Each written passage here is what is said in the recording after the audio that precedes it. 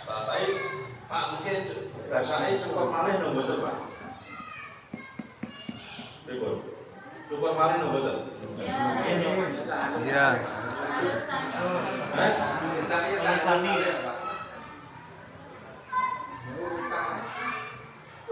Bahasanya cukup malih betul. Nggih. Rukun. Tahalun itu nopo? Syukur. Din. Tahalul artinya cukur rambut Pak Din. Tahalul menghalalkan yang haram. Jadi tahalul itu artinya orang cukur rambut. Suatu masa di mana boleh melakukan sesuatu yang sebelumnya dilarang. Tahalul itu. Dengan batasnya apa? Batasnya adalah tadi dengan mencukur rambut tadi. Tapi ketika cukur rambut ini sudah jenengan laksanakan di sini, di tawaf, di mana, di lontar jumroh awal tadi, apakah di sini juga masih cukup lagi? Ya.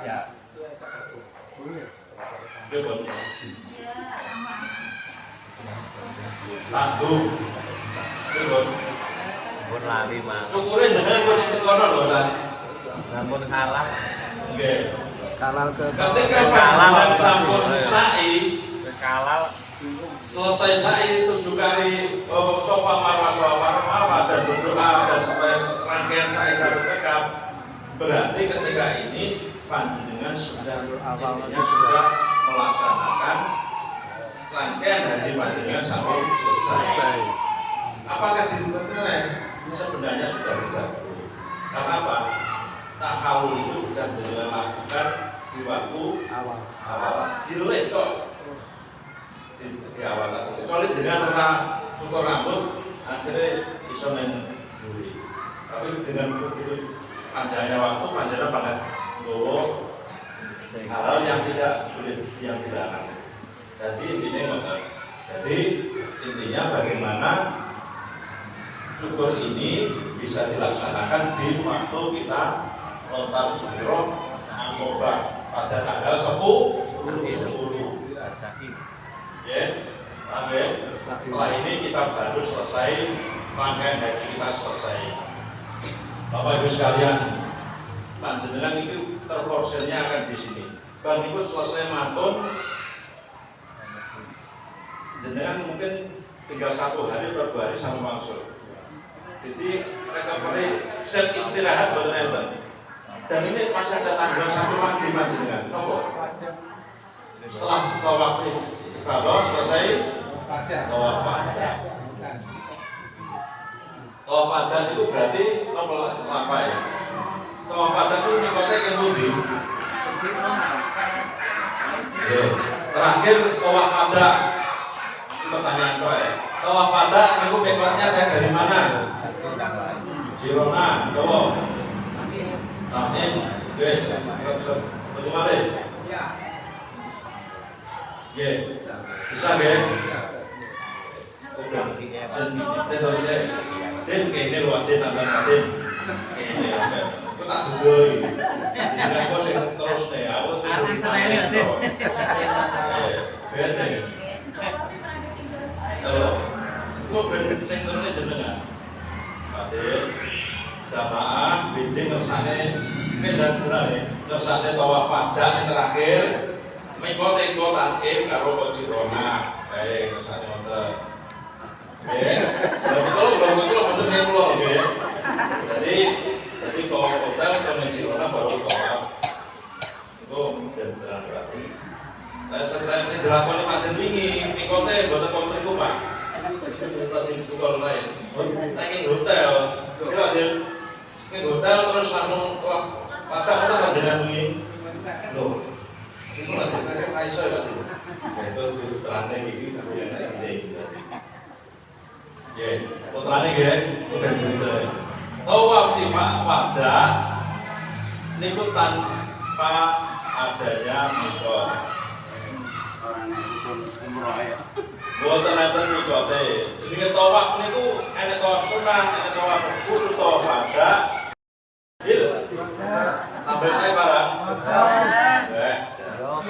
Siapa gelem ketert deh. Ya, itu lalu buat tambah sain nih. Saya tahu apa? Dan terakhir itu tanpa Pamitan. wes, jadi tahu apa? Dan itu hanya kita niat dari rumah, dari hotel ke masjid, pelaksana dan sebagainya. Kita niat nyusun tawapada awal saking jauh, saking mulai tawaf dari sudut ada rapat 7 kali selesai. Kita setelah itu sholat sunat langsung pulang. Jadi mungkin benar banget ya. Inti pun tawaf adat niku mboten kanthi mboten kanthi pareng damel baju berjahit. Lek panjenengan sana kok ben ngisor endi ning landasan awal mataran sandi Ka'bah. Panjenengan dicoba masalah mau di kali ya wis gawe pandi ikram mboten nopo. Tapi itu sampai menanyakan tawaf itu saat matanya mereka mboten nggih. Panggih baju ikram mboten nopo. Bagaimana kita bukan menyiasati anggrek bukan buat masak pada ketika ngisor niku lebih gede. Tapi ya udah pengalaman membantu dengan mungkin yang dulu saat jangan kalau piye anggrek ngomong apa itu ya pengalaman bahwa ini sudah sehat.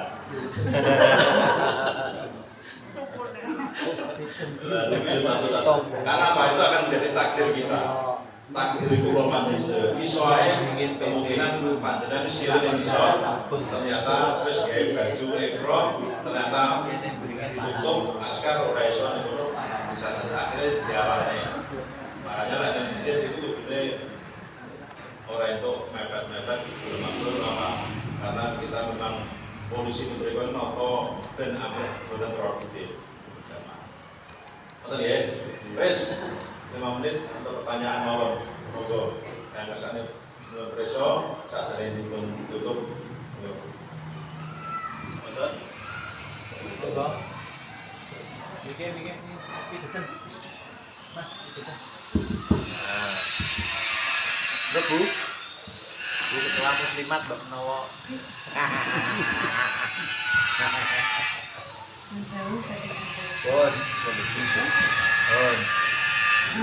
Intinya niku yang kakung lek memakai baju ihram itu pinten dinten terus ping pinten sampun Baju ikram itu dilaksanakan pada waktu itu pun kita dalam melaksanakan ibadah umroh. Baik umroh sunat atau wajib maupun sunat. Wajib bagi mana? Yang kedua adalah masa-masa kita melaksanakan ibadah haji. Mulai tanggal 8 Dzulhijjah mengatos tanggal 10. Tanggal 10 itu mau bawa bar awal jadi tak kalau lempar apa bawa ya kita cukur itu sampun pak sarang pakai baju lagi. Intinya niku. Tapi sunat panjenengan. Mumpung kelingan Pak Dina. Jadi sesuatu dibuahi ingkang sepo-sepo itu ada niat sing digandrungi. Namanya niat apa? Jadi panjenengan sing sepuh itu jangan sampai niatnya seje kalau sing ingkang sehat. Karena apa? Niatnya ingkang sepuh ingkang manusia yang ada nanti akan digantungkan seandainya dalam kondisi darurat nggak bisa melaksanakan umroh secara ibadah ikram secara keseluruhan bisa melaksanakan umroh di takalul dimanapun. Tidak medal. Di paling penting itu karena itu merupakan salah satu bagaimana kita jamaah-jamaah kita itu enggak mempersiapkan sampai ada masalah ketika pelaksanaan haji. Kita juga akan memilih uji ya. Aku dia, jadi waktu Jadi man. Pak Din nggih, silakan Pak Din. Oke. Monggo. Terima kasih waktunya. Kemarin di postingan itu di grup ada ini, terus saya print itu barang-barang yang perlu dibawa gitu. Akhirnya saya siapkan satu persatu masuk koper. Yang ini ada yang tidak bisa saya bayangkan itu bawa paku cor 5 sampai 10 biji dan benang maupun jarum gitu. Ini nanti pertama untuk apa? Yang kedua, kalau di bandara apakah hendak kena sensor itu nanti kelihatan paku dan jarum dikira dukun santet gitu. Bapak Ibu, mana kok di sektor kaitannya membawa barang? Itu saya ingin di Pak. Oke, grup Komprensi apa nih? grup Kanbil nih. kanbil ya. Materi termasuk materi. Kemenang nomor Senin. Sana. Oke, masuk Lupa. dari pemateri. Oh, betul enggak. Oke. Kita intinya Supaya melakukan grup tapi kalau brand. Bapak Ibu, Keng kunjung. jangan sampai KWS itu malah membawa sesuatu yang menjadi masyarakat bahaya bagi kita. Dan keberangan itu bukan parang bahwa kaitannya khususnya Pak, ini atas kenapa Latin itu dalam apa loh Pak itu masalah itu daripada jenengan malah Biasa bayangkan yang repot. kita tak usah khawatir. Iya. Yang kalau Malaysia dan Latin kata Pak, berusaha dibawa. Oh senjata tajam untuk offline cutter, apa sampai berusaha dibawa paku, Mas Andre, DMM, jadi itu perusahaan Siren itu ngerti Pak. Nggih bener. Siren itu ngerti kamar itu. Kosor adalah mengumpulkan dua sholat untuk dikerjakan dalam satu waktu yang sama. Sholat yang dapat dijamak adalah zuhur dengan asar, maghrib dan dengan isya. Sholat kosor adalah meringkas sholat dari 4 rakaat menjadi 2 rakaat, zuhur, asar dan isya. Maghrib baru sakit.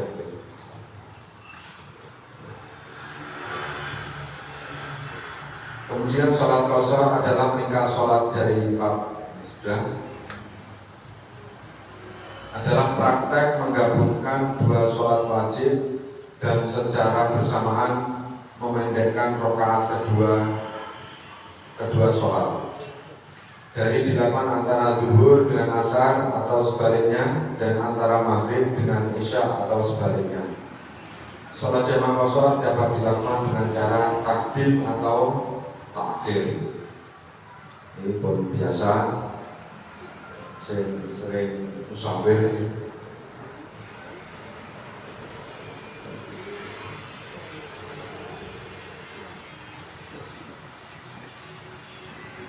Tayamum di pesawat.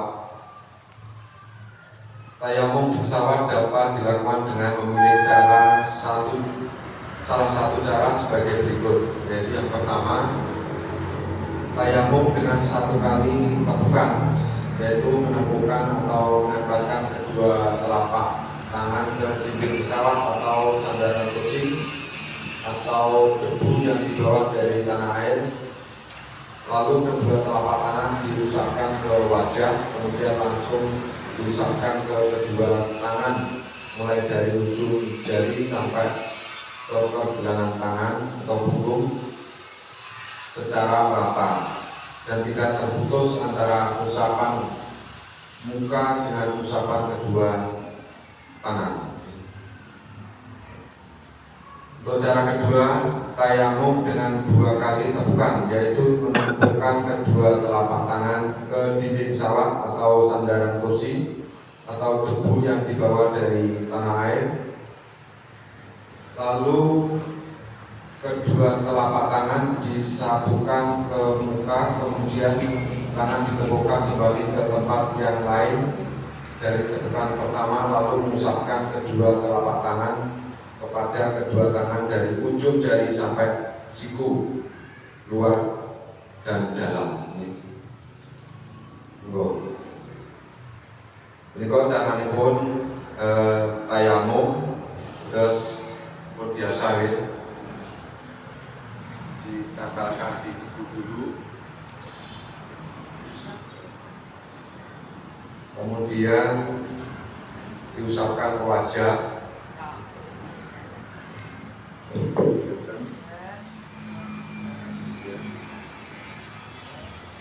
Kemudian tebu lagi. Ini sebelum ngeten. Bisa sampai lagi, soalnya ini ngeten tebu ya. Itu juga yang kiri.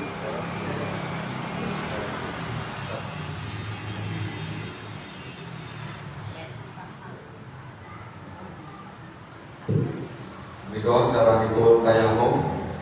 Kemudian sholat di pesawat.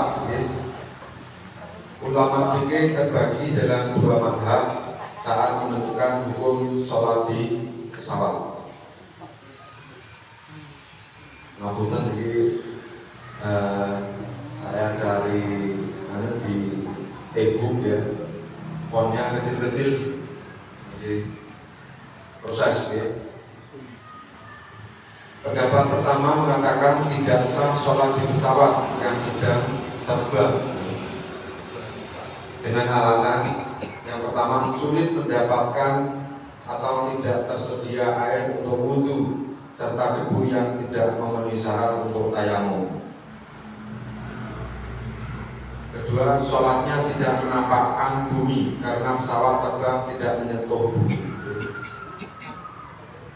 Ulama yang berpendapat tidak sah salat di kendaraan adalah Imam Hanafi dan Imam Malik. Sebagai solusinya, Imam Hanafi berpendapat sholat yang terlewat selama seseorang berada di atas kendaraan diqadha setelah dia tiba di darat. Seseorang yang berpendapat seperti ini lalu sama sekali tidak melaksanakan sholat di pesawat dianjurkan untuk berzikir. Kemudian menurut Imam Maliki, bagi seseorang yang tidak mendapatkan air dan debu, kewajiban sholatnya gugur sama sekali. Dan demikian ia tidak dituntut untuk melakukan qadha atas sholat yang ditinggalkan. Ini kok banyak sekali pendapat terkait dengan sholat di pesawat. Untuk pendapat yang kedua menyatakan bahwa sah hukumnya jika seseorang sholat ketika ia sedang berada dalam pesawat yang sedang terbang dengan alasan yaitu kewajiban sholat dibebankan sesuai dengan ketentuan waktu dan di mana saja berdasarkan Al-Quran dan hadis. Inna sholata kanat alal mu'minina kitaban mawquta, yaitu sesungguhnya sholat itu adalah kewajiban yang ditentukan waktunya atas orang-orang yang beriman.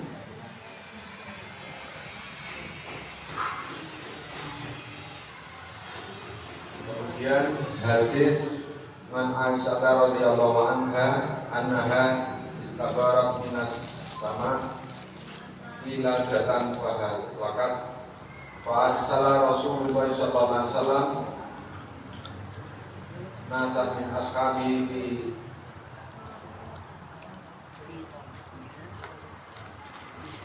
talabiha fa'adrakuhum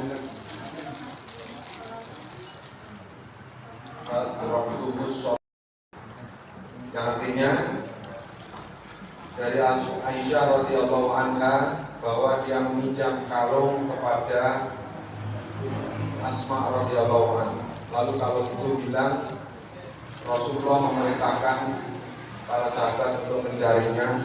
Kemudian waktu sholat tiba dan akhirnya mereka sholat tanpa berwudu. Kemudian keadaan darurat tidak menghilangkan kewajiban sholat sesuai kemampuan. Ulama yang mengatakan sah sholat seseorang dengan kedua alasan tersebut adalah Imam Ahmad dan Imam Syafi'i. Walaupun Imam Syafi'i mewajibkan niadatus sholat dan mengulang sholat, ketiga orang itu di darat. Menurut Imam Syafi'i, sholat seseorang di kendaraan hanya untuk menghormati waktu sholat atau dihormati sholat, dihormati waktu. Tata cara mengulang sholat yang dianjurkan Imam Syafi'i dilakukan sebagai berikut. Ia segera sholat lagi setibanya di tempat tujuan. Kemudian dia melakukan sholat seperti biasa dengan gerakan sholat sempurna atau kamilah, bukan isyarat atau imam. Jika hendak melakukan sholat di pesawat, seseorang jemaah haji hendaknya melakukan hal-hal sebagai berikut. Yang pertama, tetap duduk di kursi dengan posisi kaki menjulur ke lantai pesawat atau dengan melipat kedua kaki dalam posisi miring atau tawaruk, itu tahiyat. Tegak biasa mungkin. Berusaha mengikuti arah kiblat dan mengikuti pesawat tegak. Mengikuti arah kiblat, pas jalan, pas pengilan pas jalan, tapi pas pulangnya pesawat letak. Motor. Pesawatnya udah mesin. Soalnya jemaah haji tidak Arah. arah. Yang kedua, menjadikan arah terbang pesawat ke mana saja sebagai arah kiblat. Laksanakan seluruh gerakan rukun sholat semampu dia lakukan dengan imamat atau isyarat. Itu sholat di pesawat, terus tiang sing udur lungguh, biasanya betul kursi material dan ini masjid sholatnya biasa ruko udur terus biasa.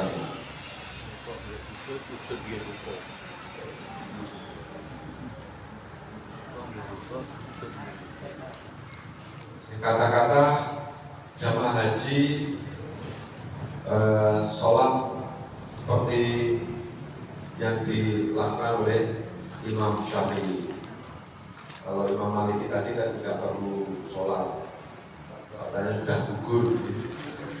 Jadi kita sebagai penganut mazhab Syafi'i mengikuti tata cara apa yang dilakukan oleh Imam Syafi'i. Kita tayamum, kemudian sholat semampu kita.